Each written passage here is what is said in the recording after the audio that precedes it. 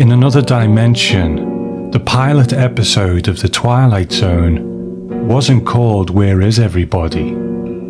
But it was called I Shot an Arrow into the Air. Now, of course, we all recall the episode of The Twilight Zone called I Shot an Arrow into the Air, about the rocket ship that crash lands on a seemingly alien planet. But the pilot we almost got resembles that episode in name alone. This version concerned an intelligent young boy whose father was killed when his homemade rocket ship exploded. And because of this, the boy is somewhat of a laughingstock amongst his peers, so he tends to be quite a solitary soul. And as a result, while he's taking a walk alone one day in the woods, he finds a wounded alien and the two become friends. So the boy helps the alien and he's able to leave Earth in his spaceship and head for home. So because of this, the boy grows up inspired and succeeds where his father failed, in becoming an astronaut. And when he makes it into space, he again meets up with the alien who he helped in the woods. The title I Shot an Arrow into the Air, which came from the first line of a poem about friendship called The Arrow and the Song, seems to fit this story better than the episode that it actually ended up being the title of. But that's in another dimension. In this dimension, that version of I Shot an Arrow into the Air is another example of Rod Serling keeping something that maybe didn't quite work in reserve to give it another pass and make some use of it. But is the end product an improvement in this case? When police officer Sanchez brings the body of one of his colleagues back to town, he relays the story of what happened to the local telegraphist on the 27th of April 1962, written by Rod Serling and directed by Alan H. Miner. So, a one-time Twilight Zone director, and there's nothing particularly of note to me in his filmography. Steve Rubin has an entry on him in the Twilight Zone Encyclopedia, and he simply says, American television director, writer, and documentarian who helmed The Gift. A native of Philadelphia, Pennsylvania, Miner was a World War II combat photographer who, among other things, recorded the return of General Douglas MacArthur to the Philippines. He made his directing debut on The Black Pirates in 1954, an indie adventure film that co-starred Lon Chaney Jr. And then he goes on to mention several more of his projects too. So Serling's opening narration, clearly a whip pan, and Martin Gramps Jr. mentions in Unlocking the Door to a Television Classic that the episode itself was filmed on stage 24, but the Serling narration was filmed on stage 20. So clearly the whip pan strikes again. Serling isn't there on the set.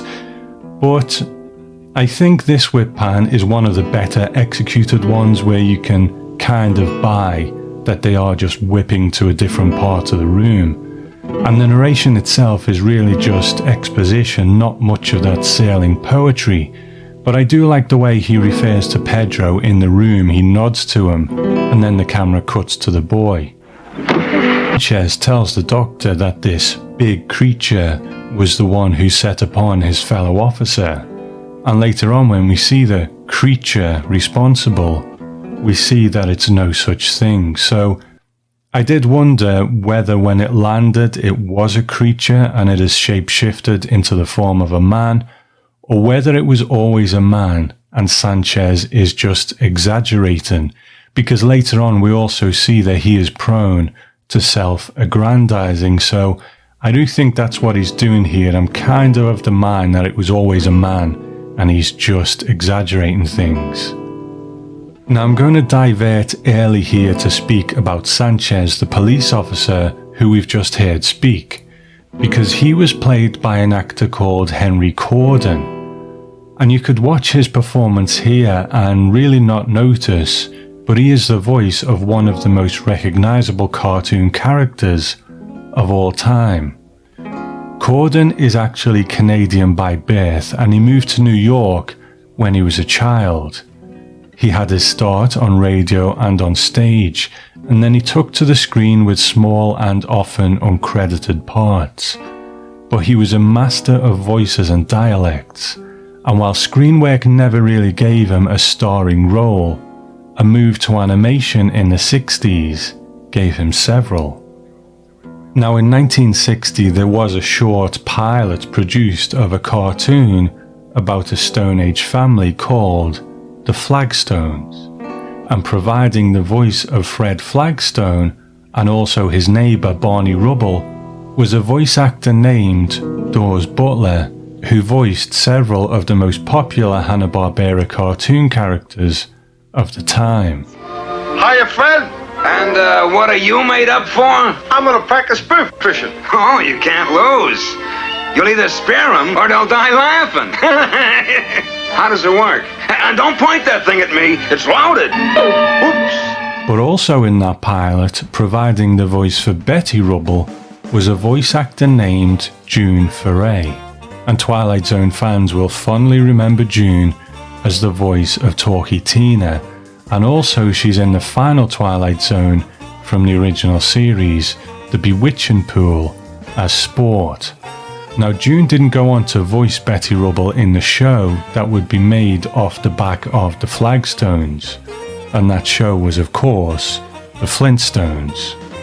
So how does this tie into Henry Corden? Well, Fred Flintstone wasn't voiced by Dawes Butler, the man who had gave him that voice in the Flagstones pilot, but in the main show it was an actor called Alan Reed, and when you watch the main classic Flintstones show, it is Reed that you'll hear in that 6-season run from 1960 to 1966. This looks like a good place to hide, Barney. Now you go climb to the top of that cliff and see if any cops are following us. I'll start collecting some branches. It's one of the rules in the contest I'm in. I'd suggest you get in the contest too, but you wouldn't have a chance. You're over the hill athletically. Your reflexes don't flex anymore. But after that original series ended, there were a multitude of specials, revivals, and so on and so on. But in 1977, sadly Alan Reed passed away, and the man who took over the voice of Fred Flintstone was Henry Corden. And he carried the mantle of Fred Flintstone for about 3 decades from then on in the specials and video games and advertisements, and he carried on doing that even up to his death in his 80s. Do you ever wince when you see your old shows, or do you see them and feel a new sense of pride? Well, for the most part, we're very proud of the things we've done in the past. However, once in a while, don't you wince a little when you see things you've done 25 years ago? Oh, Fred, I think we were good then, and I think we're just as good now, today. I like us. This is actually my real voice. I'm putting this on for you guys, and I'm certainly putting it on for Fred. So back to our episode, let's take in the atmosphere for a moment and appreciate our surroundings. The episode was filmed on stage 24 of MGM Studios, so this is all fabricated. But similar to the episode The Grave, it has that beautifully decrepit and lived-in look about it. It's a far cry from the polished western sets of your Rance McGrews, and throughout the episode there is a more or less constant guitar music score that gives it a very melancholy vibe to it. And this is due to the score being provided by the famous Brazilian guitarist and composer Laurindo Almeida. And in a way, the presence of his music is personified by the blind guitar player who we meet in the bar early on in the episode, and Twilight Zone fans will recognize him as Vladimir Sokolov, who we met in Dust and the Mirror. But sadly, the day after he filmed this episode, he suffered a stroke and died, so he didn't live to see it on the screen. So the setup is interesting. This police officer getting killed in the woods by some creature. The set looks good. It's got a certain atmosphere to it. So why should he smile? So at around the 6-minute mark, we have this scene in the local bar where we have the blind guitarist who's really only in it for a moment, and then there's the doctor and the bartender Manolo, and they speak about the boy. Now, if we think back to the opening, I said that this was potentially going to be a pilot for the Twilight Zone. But the thing is, in the early days of getting the show going, the plan still was that it would be an hour-long show. So that original screenplay was an hour long. So this is a pared-down version of that. Now, Martin Grams Jr., in Unlocking the Door to a Television Classic, mentions some interesting stuff about the notes Sailing got for that original script. And he writes that the pilot script had been submitted to CBS weeks before. On January 27, 1958, CBS received a script for censorship purposes and made minimal changes, most notably the deletion of the words damn, helliver, in God's name, and hell. This was not uncommon with the network's requests, and Sailing had undergone this problem previously. The big problem, Sailing remarked for TV Guide, is still censorship in TV. Anything controversial is any subject with two sides. I've found censorship always begins with the network, then it spreads to the advertising agency, then the sponsor. Among them, when they get through, there isn't very much left. I've had script editors blue pencil the word God out of my scripts. There's no reason why profanity within reason should not be allowed on the networks after 10 o'clock at night. What the hell? English, at least, American, is like that. And Grams also writes that crazy was deleted from one page because it was a trigger word, and that the mental health people requested the network not use it in that sense. So I found that kind of interesting, especially the deletion of the word crazy. Now, we've heard about light cursing being censored before, words like hell, and really having to justify the use of the word God and so on. But deletion of a word like crazy, that's something that we would probably more think about today. You know, I'll speak a bit more about it later, but in this world that we live in at the moment, where there is a kind of ongoing examination of language and what people find offensive and what people don't find offensive, but we kind of see it as a very modern thing, but actually, as Martin Grams Jr. writes there, things like that were going on at the time too. So that's quite interesting. But when we consider that this was a longer episode originally, that does perhaps give me a clue as to why some things in the episode don't quite work for me. The small boy Pedro was played by an actor called Edmund Vargas, and there's not a great deal to say about him as he only had a very short career. He was born in 1953 and his first credit was in 1959, but then there are only 11 credits to his name, which end in 1965. So all that's left to talk about really is whether he's any good in this episode. And I have to say, unfortunately, I don't think he is. And in the Twilight Zone Companion, Zickery mentions that even Buck Houghton said that he couldn't act at all. So it's hard to really feel anything for the kid when he has this very wooden, robotic delivery. So we have Pedro, then we have the bartender Manolo, and we also have the doctor. Earlier on we've had Sanchez, the police officer, and he's also played his part. And soon we'll have another character in the mix too. So all of these characters may have had more to do in the hour-long version, but I think in this version, maybe we have a character too many. The doctor character is there to kind of be the conscience of the town, the good conscience, to balance things out against the more fearful townspeople who we'll see later on. And he reminds me of the Hennefy character in the Serling script, A Town Has Turned to Dust, that Rod Serling wrote for Playhouse 90. And in that, Hennefy was a reporter who came to town and didn't really have much of a part in what was going on, but he was the one with the real sense of right and wrong, and was removed from the mob. So he was kind of commenting from the sidelines. And I think the Doctor is similar in this, although he is involved a bit more. But then we have the bartender Manolo, who is a bit more self-serving. He's good enough to put the boy up in the back of his bar, but he also exploits him for labour as well. So these two characters are often in conflict, Manolo and the Doctor. But later on, the show is going to ask us to accept and become invested in the interactions between the boy and a character we'll meet in a moment called Wilson. So for me, the Doctor in this show seems surplus to requirements.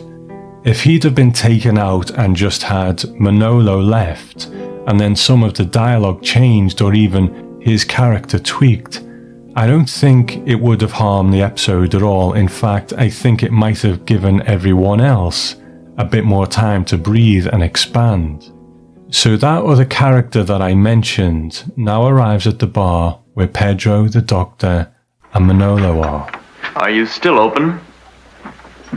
I thought perhaps I could have some wine. ¿Cómo estás? Bien. Please sit down, sir. I will get you wine. Now, for some reason, when the character of Wilson turns up, Manolo seems to look at him with horror and dread. But there's nothing to really be horrified at. They have no idea who he is at this point, and you can't even see the gunshot wounds that he sustained from the police officers earlier on.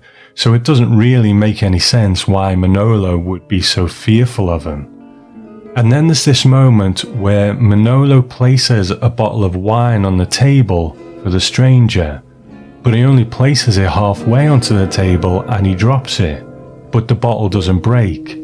And then Manolo makes a comment about it not breaking, so it can't be wine. So this is all a bit confusing. Is it supposed to be some riff on turning water into wine? Or in this case, has Wilson turned wine into water? As we'll get to, Serling seems to be laying on some kind of Jesus Christ analogy in this episode. So is that part of the point of this? It doesn't really make much sense. And then when Manolo, who seems to be still inexplicably terrified, goes to run from the bar, and Wilson picks up the bottle of wine and clubs him over the head with it. And on the other hand, could a really good child actor have had the ability to sell this a bit more in the time they had? As I said earlier, Vargas is quite robotic and wooden in his delivery. There's never really any emotion or feeling there. So if we look at something like The Big Tall Wish, where there is this connection between a man and a boy, we tend to actually feel that as well as see it. So if this is supposed to be the core of the gift, then unfortunately it misses the mark. So as we come into the second half of the episode, the Doctor decides to operate on Williams to remove the bullets from his body. And I know I said earlier that I didn't feel like the episode needed the Doctor in it, and I still maintain that this could have easily been written around. Wilson could have been wounded, and the bartender and Pedro had just been tending to his wounds, keeping him on a level. But the Doctor is here, and he is tending to Wilson, so while he's being operated on, let's just briefly meet those two actors, and I won't go into them too much because neither of them have a particularly standout biography. And the Doctor was played by Nico Menardos, and he says in Unlocking the Door to a Television Classic, I did some 30 movies over the years and a number of television, and for all of those, The Twilight Zone is the one I get more mail about. I'm getting fan mail from Switzerland, Ireland, Germany, as well as the United States. In those years, we used to rehearse a couple of days and then film for 3 days. Rod wanted me to do the show, and what I remember most was the excitement we all had of the show. We knew it was an allegory to Jesus Christ, which was the premise, and everyone was trying to remain calm for the crowd sequence. So that was the Doctor, and then Williams, the alien, is played by the Argentinian actor Jeffrey Horn, who doesn't have a huge amount of credits to his name either, only 41. But he did pop up in movies like The Bridge on the River Kwai and TV shows like The Outer Limits and The Green Hornet. He was considered for the part of Ben-Hur in the movie of the same name, the part which Charlton Heston ended up getting.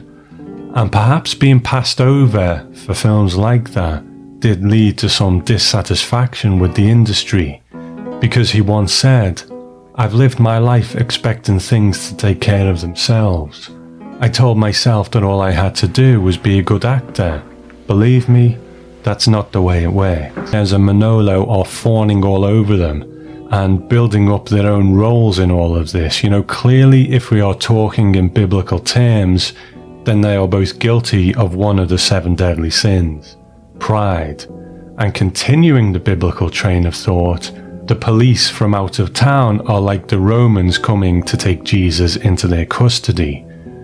Wilson is this misunderstood figure who is here to offer humanity a great gift, but is ultimately killed by them. And there may be more things in the episode too that I'm just not seeing. But it isn't particularly subtle, it really wears all this stuff on its sleeve. But then we get to this closing scene where Wilson, who has fled from the back room of the bar, is stood in front of his persecutors with his arms outstretched in a very Jesus-like pose.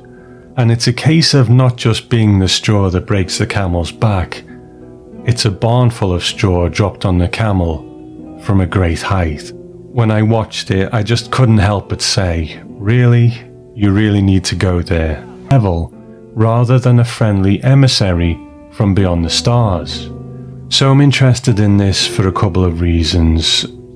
With the advent of online discourse, you only have to dip into social media to see that offence is a major topic of discussion, or rather the subject of many arguments.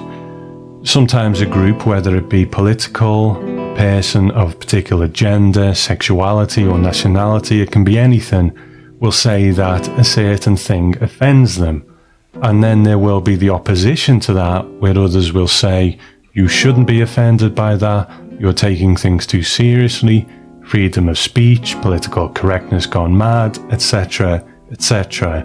It's another part of online discourse that I find quite exhausting. So if we look at Mark Zickery's stance on this, certainly as time goes on and societal norms change, sometimes entertainment can seem a bit dated in its outlook when we come back to it years later. So it does happen, but has it happened here? I think really I'd have to hear that from someone of Mexican heritage before I would really subscribe to Zickery's point of view on that. I watched the episode and honestly I never gave it a second thought, and I didn't feel that it shortchanged people of Mexican heritage in any way personally. And the reason for that is it was speaking the language of the Twilight Zone. How many times have we seen something like this in the Twilight Zone before, in a typical white American neighborhood? The people of Maple Street get themselves worked up over much less than this. They had a few lights go out, and in a few hours, the street is in chaos. In The Gift, at least there is the actual killing of the policeman at the beginning that puts the town on edge. And then we look at episodes like The Shelter as well. Again, it's this mostly white American neighborhood apart from the one family, and they too get themselves all worked up into a frenzy. So I don't think Serling is negatively representing Mexican people. I think these aspects of fear and mob mentality are there throughout his work.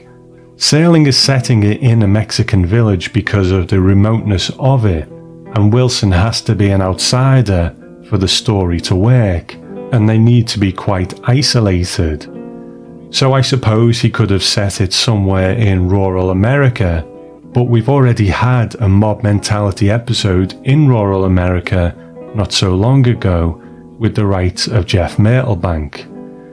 So again, if someone of Mexican heritage told me that they found it to be offensive, I would certainly take that on board and hear their point of view on it. But as of now, I can't say that I really agree with Mark Zickery on that point. But the episode as a whole, last time round we talked about the trade-ins, and that is one of the less discussed Twilight Zones that I felt maybe should be more discussed. A bit of an underappreciated gem. But The Gift, unfortunately, is a lesser discussed one, where I can kinda see why this is the case. It's certainly not terrible, but I watched it a couple of times just waiting to see if all of its moving parts would click into place, settle down into a form that really delivered to me what Rod Serling so clearly wanted to get across. If we put aside the Jesus allegory aspect of it, you can get a good message from the episode. It's a regular Serling topic, humanity's treatment of the outsider, and in this case, it's about humanity cutting its nose off to spite its face.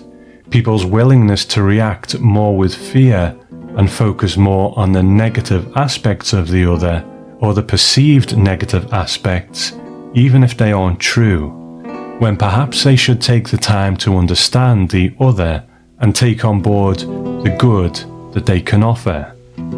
So that is a good message, but it's hard to really get behind that when the townspeople have a pretty legitimate reason for being quite wary of Wilson.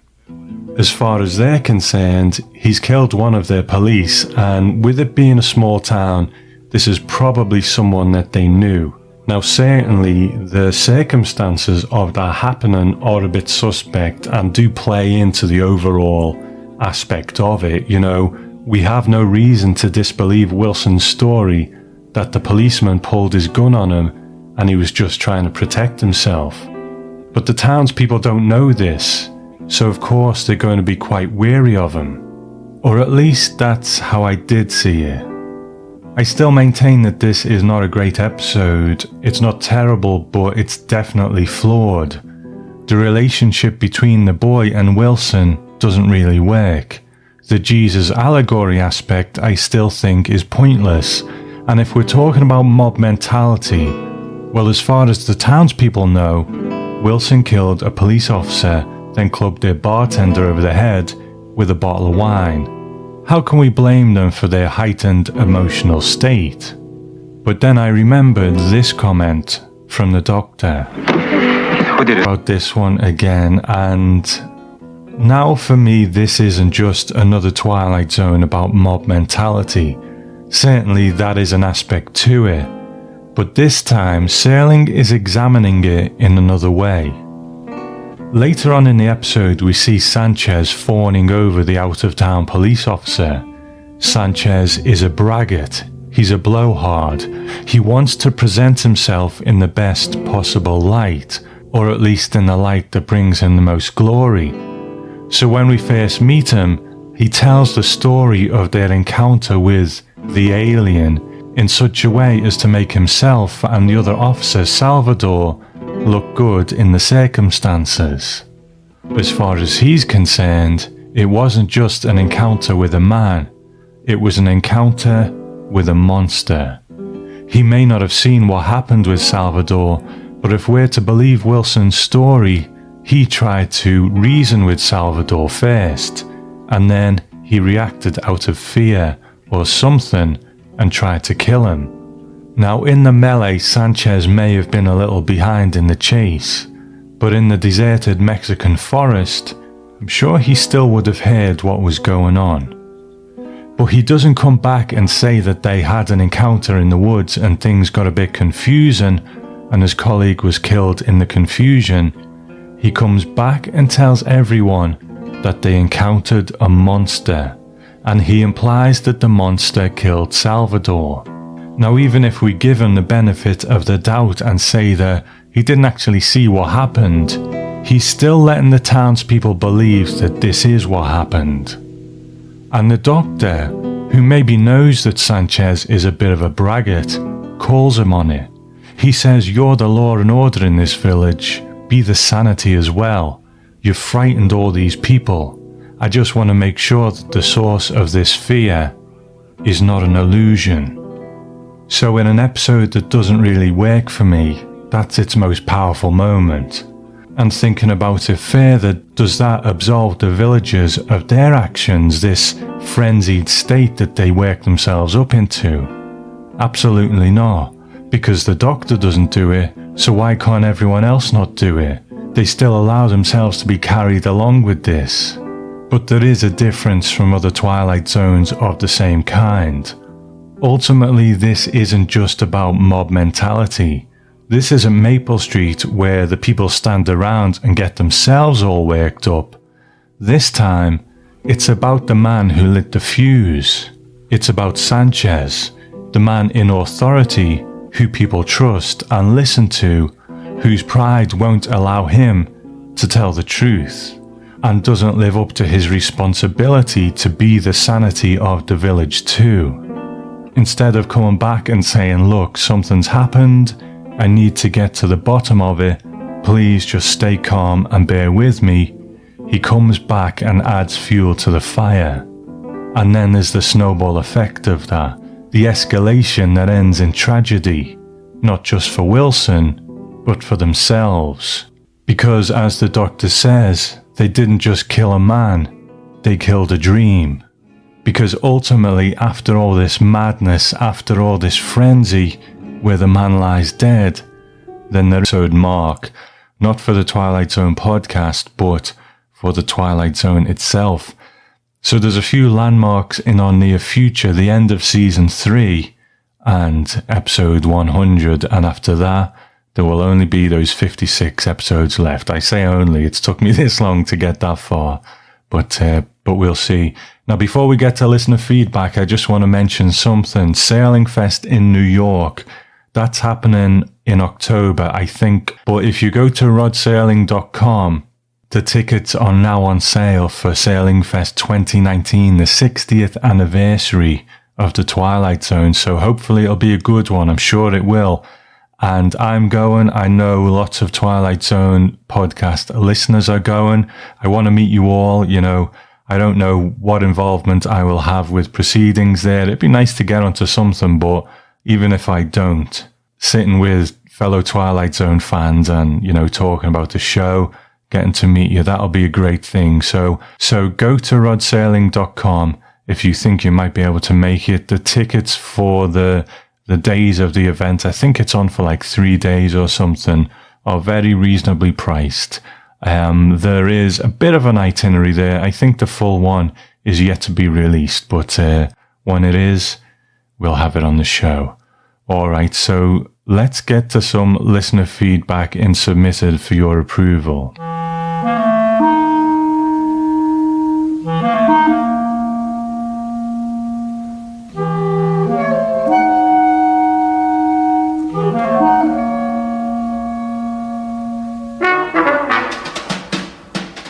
Now, the summer's a bit of a busy time for me, and, you know, as you know, because it's been a month since the last Twilight Zone podcast, so I can't recall whether I actually read this one, but I'm going to read it anyway, because it's only short, and it's a pleasant little thing.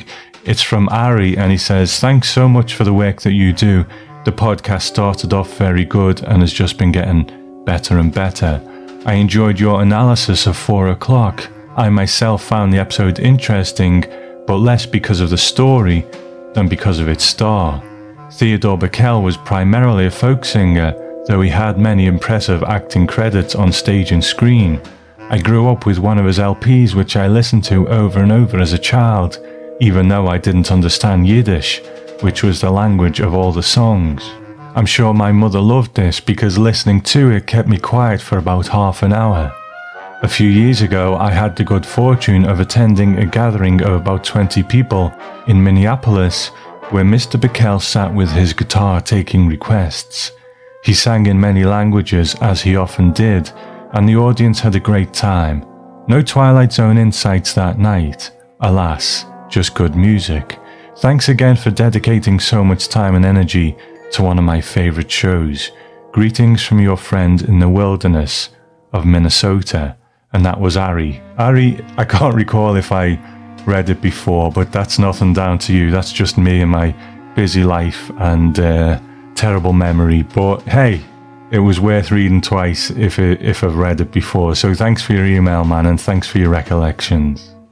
Okay, I've had an email from Andy, and sometimes I like to read out people's recollections of the Twilight Zone too. If you're new to the podcast, what I tend to do is if someone emails me and says, hey, great show, then I send them an email back saying thank you and so on.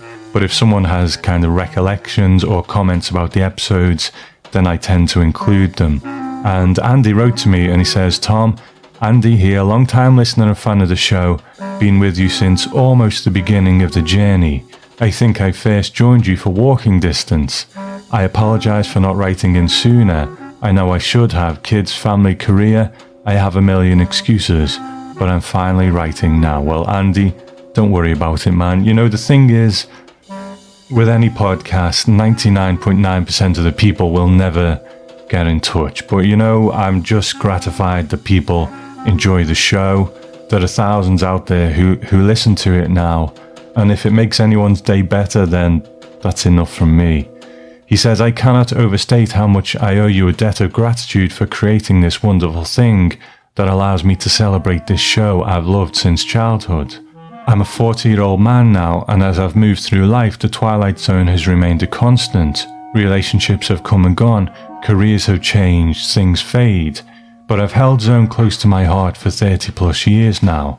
It's always been exactly what I need. I know you've addressed this several times throughout the podcast, but something I've truly come to appreciate is that the Twilight Zone has grown up with me. As a 12-year-old boy, I loved to save man, the invaders, the fear. In some ways, I think that Zone may have served as a gateway to a love of the horror genre in later teen and adult years. But the Zone never left me. As I got older, other episodes began to be more poignant to me. Maple Street, The Shelter, A Big Tall Wish. Those are the ones that shaped the adult that I came to be. And now as I turn the corner into middle age, a stop at Willoughby carries a specific weight and measure that I did not and could not recognize as a 12-year-old boy. As I write to you now, that is my favourite episode. Good choice, man. I think it might be mine too. But enough of that. The real reason that I write you this is, like you, I've been quietly saving and squirreling away extra funds every paycheck in order to make the pilgrimage to Binghamton this year. And I've finally done it. As I write this letter to you, I've booked a flight, reserved a hotel, and bought my Sailing Fest 2019 ticket. Yes, good man. And he says, Tom, you must allow me to buy you a beer. I hope I owe you that at least for all you've done for me over the last 5 years. Maybe I owe you a few. Be well, sir. Thank you for everything you do. Hope to see you in Binghamton. And that is from Andy. Andy, I'm so happy that you have decided to make the journey. Seek me out, Absolutely. I would encourage anyone who's going, who wants to say hi, seek me out, because I would love to meet you. It would be my honour to meet you, so let's do it. Okay, a quick email from Bill, and he says, hello, I've been thoroughly enjoying your podcast. I recently rewatched the show on Netflix. Love the information and views on this classic show, as well as the interviews and looks into the comics, the movies, and other Twilight Zones. I was writing about Nothing in the Dark episode as you and other viewers were wondering why Death called the old woman Mother at the end. That was something I overlooked, but now that you have brought it up, I think I may know why. I recall my grandfather calling my grandmother Mother all the time, and I believe my eldest uncle did it, or does it occasionally as well. After hearing your show, I asked my dad, and he confirmed that it was a term they used. My dad didn't know if this was a regional thing. They came from South Dakota, then to Southern California, or it was used across the country or the world, but it seemed to die out. Sorry that isn't more exciting, but I do love your show, and that's from Bill. Hey man, it's exciting enough. Anyone who wants to chime in on things we might have missed or things that I wasn't sure about, the door is always open, so thanks for writing in, man. Okay, long-time friend of the show, Stephen, has written in. Now, I know, Stephen, you don't always write just to get your thoughts on the show. Sometimes you just want to shoot the breeze, but there's something that you mentioned here that I think is worth reading about. He said, hi, Tom. I haven't listened to your podcast for a few months because I don't have access to the new Twilight Zone. I'll watch them when they're available on DVD and then listen to your podcasts. I'd like to know how you compare the new Twilight Zone to the original series. Does the new series have that distinctive Twilight Zone feel to it? Are the stories and script smart and thoughtful? So, Stephen, here's the thing. You know, I'd kind of been glad to put new Twilight Zone to bed, to be honest. It was quite a hectic time, kind of stressful in its own way. So, you know, I was glad that we kind of got past it. But the fact that you've asked the question, I think, is a pretty valid thing because, you know, I spent those episodes immersed in it, talking to the people who were following along, if you like, the people who were watching the show. And I never really provided a kind of spoiler-free overview of what I think of the show for people who maybe didn't have access to it or were waiting for the DVD like you, that kind of thing. So that's something that I never really did. So although I'm happy to put new Twilight Zone to bed for the moment, I thought it was worth acknowledging your email for that reason. But in answering it, I'm going to read out part of another email from another friend of the show who I've not heard from before, and her name is Caitlin.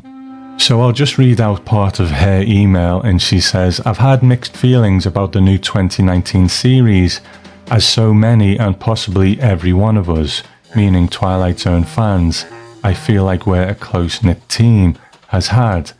I'm an originalist, not a real word, in the sense that I usually like to see great original things stay the way they originally were. I don't even like to refurbish certain things for fear it will take away from their authenticity. It was a funny thing that happened. I recently got almost up to date on your podcast. Now it was up to the new 2019 series. What do? I don't want to stop listening to your podcast. So I decided that based on what I've heard opinion-wise from you and your other frequent guests, that I would give it a try, 3 months after it had been released. Your thoughts and someone's comment about it seems like what Twilight Zone would be today if it hadn't ever stopped, or something along those lines, is what broke me down. Your show encouraged me to watch the new season, and I'm glad I did, because I was able to have a different viewpoint and wasn't so upset anymore that they were trying again to bring back something that so obviously couldn't be. I've only heard the name Jordan Peele once or twice in something called Key and Peele, which I don't know a single thing about. In a way, I'm glad because I didn't have to separate myself from the comedian Peele and this sailing-esque Peele. The most fun thing about this new series for me is it's brand new. There's no surprising me in the original Twilight Zone. I've seen every episode a bunch and can predict every ending. The positive reinforcement about Peele being a good narrator for this show really helped me go into the new episodes positively, and I'm able to enjoy it as brand new and unknowing. So thank you, Caitlin, for your email. It was longer, and I'll just read that part because, you know, you said some really lovely things, but I think you're right on point about something that I wanted to mention in response to Stephen. You know, new Twilight Zone, in a spoiler-free way for me, was summed up in a lot of what Caitlin said.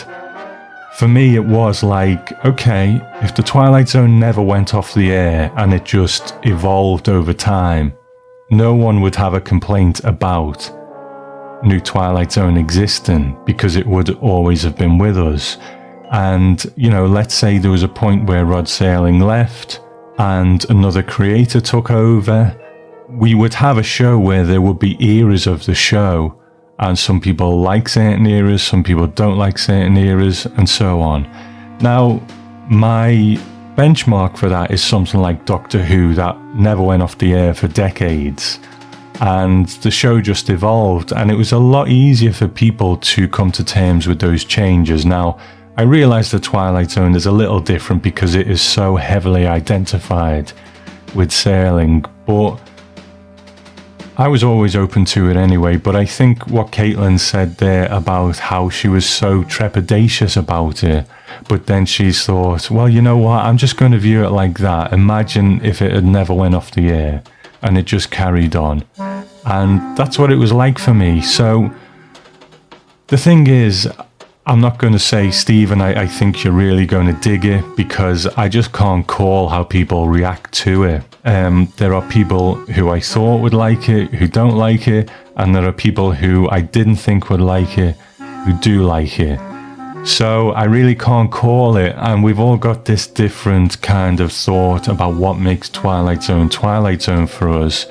And the reactions across the web were so, I'm going to say varied, but there was a lot of venom out there as well. But I've come to think that now that's just online discourse about anything. You know what I mean? You see it about Star Trek, you see it about Doctor Who. It's an unfortunate aspect of fandom that this venomous response is always there. You know, it's rare that someone says, you know, I tried it, it wasn't for me. If you like it, good for you. You keep on enjoying it. I'm just going to stick with the original show, which would be my point of view, really, if I didn't like the new show. So you're asking whether it captures the theme of the original, the sort of feeling of the original. It depends what you're looking for, but in terms of the reboots, this is the only time where I've genuinely felt that I'm watching The Twilight Zone. Now, there was criticisms about it's too political, it's too this, it's too that. I didn't really subscribe to that criticism myself. I don't personally think it was. Some people made that point very eloquently, others not so much. But for me, it was tackling topics of the day. I thought it tackled them very well. There was a couple of occasions where it was, I mean, like this episode too, you know, I felt it was too on the nose with the whole Jesus thing. I felt there were a couple of episodes where the message was just a bit too explicit. It was like, come on, just dial it back a little bit. But that was like, you know, 2 episodes out of 10. So for me, I was fine with that. You know, again, some people thought the messages were too political. I just thought, well, I would personally blame the kind of world we live in for that, rather than the show itself, that a lot of things are now pulled into the political sphere, which is very unfortunate, because then they tend to be apportioned to one side or the other, when these topics, I don't think, should be really something that is divided up on party lines, if you like. So I'm starting to ramble now, Stephen, but I think it's certainly worth a watch. Whether you will enjoy it or not, I'll be interested to find out, you know. I really enjoyed it. I can't wait to get the Blu-ray when it comes out. I think they've done a great job. I do think maybe by the end of it, I did kind of get message fatigue. You know, even though I had no problem with the way they presented it, by the end I was kind of like, all right, you've done this now. And I don't think it's ever going to be taken out of the next season. I don't think they're going to stop with these message shows with these hot button topics. But I think now it's time to maybe introduce other aspects of the Twilight Zone. Maybe some things that are a bit more fantastical. This one was kind of down to earth, but, you know, the limits are imagination itself, and I hope they start to explore those limits. So, you know, I'm not sure that was a great help to you, but all I can say is I really enjoy the new show, and I hope you do too. I think it's worth just letting yourself sit back and manage your kind of expectations like Caitlin has, and just acknowledge that, you know, the Twilight Zone is a unique experience in and of itself, but you're never going to truly replicate that. But if it had never went off the air, then it would have naturally evolved anyway. So, you know, just be open to what this new show does differently, as well as enjoying what is the same. So I hope that answers your question, Stephen, in some way at least. Okay, I've rambled a bit long, so Stephen, he does make some comments about the trade-ins, which I won't go into now, but he does say, the trade-ins reminds me of a season 5 episode, number 12, looks just like you. At your current rate, you might need a new body to get to that episode. Grow old with your audience, Tom, the best is yet to be. Thank you, Stephen. You know, I am very aware of that, you know, and going forward, I am very mindful of the diversions that I sometimes take. On the one hand, I think they're good, but on the other hand, part of me is thinking to just plow through with the episodes so it doesn't take another 10 years to do them. But then an opportunity will come up and I'm like, I can't not take that opportunity. So I'm very undecided on that one, but anyway, thanks for writing in, man. Talking of new Twilight Zone, if you listen to the listener feedback shows, then you will have heard from our next commentator. It's Harold from Texas. Take it away, Harold.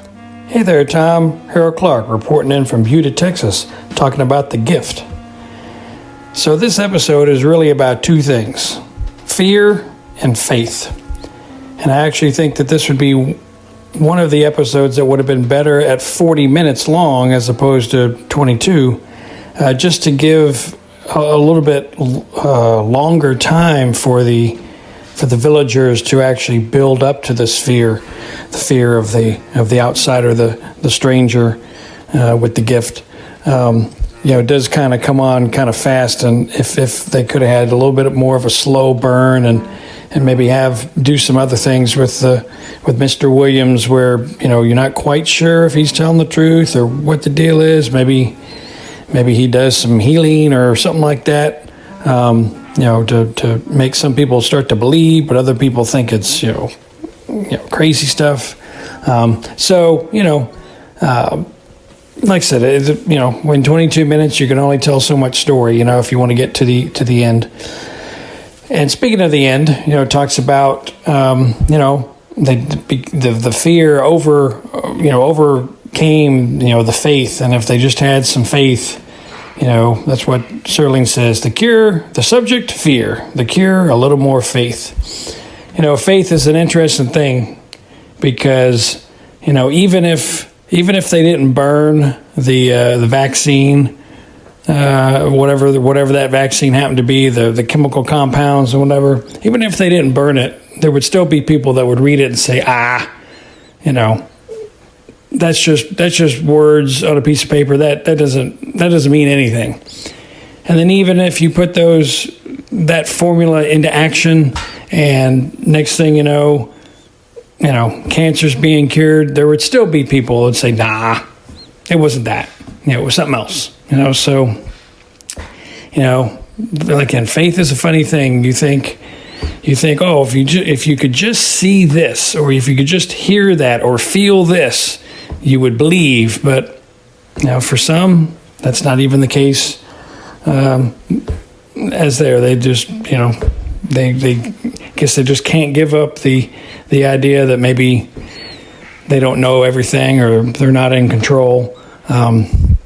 So anyway, but the gift overall for me, it's probably of the 156 episodes, probably in the lower half, not bottom of the barrel. Just one that I don't come back to a lot. I think it's interesting that Serling decided to set it in a Mexican setting.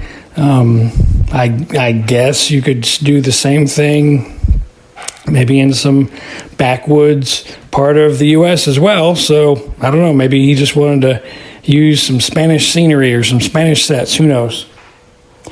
One last thing. Sometimes being subtle actually creates more talking points for the subject you're trying to get across. In The Gift, the Christian ideas are brought up, pretty strong. It's pretty clear the parallels that they're trying to make here. Whether that's effective or not, that's to each their own, I guess. But for me, I think actually a much better episode, my favorite episode, actually, that does this in a very subtle way is actually in season 5, The Old Man in the Cave. Again, when we get to that, I will have much to say on that episode, but that again, just has a lot more stuff that you can dig into without explicitly stating anything. So you can really dive into it and really pluck some things out of that. The Gift, kind of, middle of the road episode. Real quick, I just wanted to make one comment for last week's episode, The Trade-Ins. I hadn't watched that episode in a long time, And the thing that struck me was I actually found it refreshing that there was nobody in that episode that had ulterior motives or evil intentions. You know, the salesman was just right up front saying, this is the rules. I'm not trying to cheat you out. When he goes to the poker game, you know, the gangster dude or whatever you want to call him is like, man, takes pity on the guy and says, you know what, just take what you left and go. And I'm not gonna, you know, inflate my ego anymore. So that was actually refreshing to see that in the Twilight Zone where nobody takes advantage of nobody. So anyway, well, thanks again for doing the podcast, Tom. And again, I look forward to hearing what your comments are in this episode. I'll talk at you later. Bye. It's good to hear from you, Harold, and it's good to hear from, you know, you were one of the 10 for 10 club on New Twilight Zone, and it's good to hear you talking about a classic episode too. I think there's a lot in common, you know, with what we think about this episode. Maybe it was too explicit in the faith aspect of it. I don't think it was particularly needed at all. I think the underlying message to that was actually the best part of it for me. The whole, you know, the mob mentality aspect with this extra sort of layer that Sailing put in about the responsibility of those in positions of authority to not use that position to be incendiary and, you know, kick things off, rather be, you know, on the level and be the sanity that a place needs. So I thought that was a very interesting thing about it. But thanks for writing in, Harold, man. It's always good to hear from you, and I'm sure we'll hear from you again soon. Okay, so I've rambled long enough now. If you want to get in touch with me, then the email address is tom@thetwilightzonepodcast.com, and you can get your thoughts onto the show. If you send an email, I will either read it or read parts of it, but if you send in audio feedback in the form of an MP3 or even a phone recording, then I will play that on the show. So I just want to thank a few people who have become patrons of the show at patreon.com/TwilightZonePodcast. We just heard from Caitlin Swiderski, and you are now the sponsor of Tom Elliott Reads 4 O'Clock, so thank you for that. Jocelyn Thomas, you are the sponsor of 4 O'Clock, the actual episode, so thank you. Harold Nomi, you are the sponsor of a real classic, Nothing in the Dark, so thank you, Harold. Brian Lund, you are the sponsor of Blairyman, the finale of the new show. Certainly an interesting episode, so I hope you enjoyed it. Philip Galbo, now Philip has been a sponsor on Patreon for a long time now, but as I've said, sometimes, you know, it's a busy old life and I'll get things mixed up, and I never gave him the credit he deserved when he first took it out. So he is the sponsor of the trade-in, so thank you, Philip.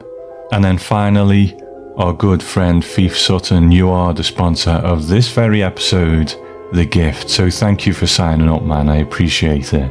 Okay, iTunes reviews, I think I really got behind on. I can't recall where I was up to, so I'll just say thank you to the following people: Jake Nuka, Bob from Evanston, Illinois, Chris Siska, Tromblaster, Luca Keiju, Southport SS, Dr. Sampson, LDS PPA 2003. Thank you for your 5 stars. I appreciate it. It helps get the show out there. So that's enough from me. Let's go over to Rod Sailing to find out what's coming up next. I'm kind of looking forward to this one. So here he is.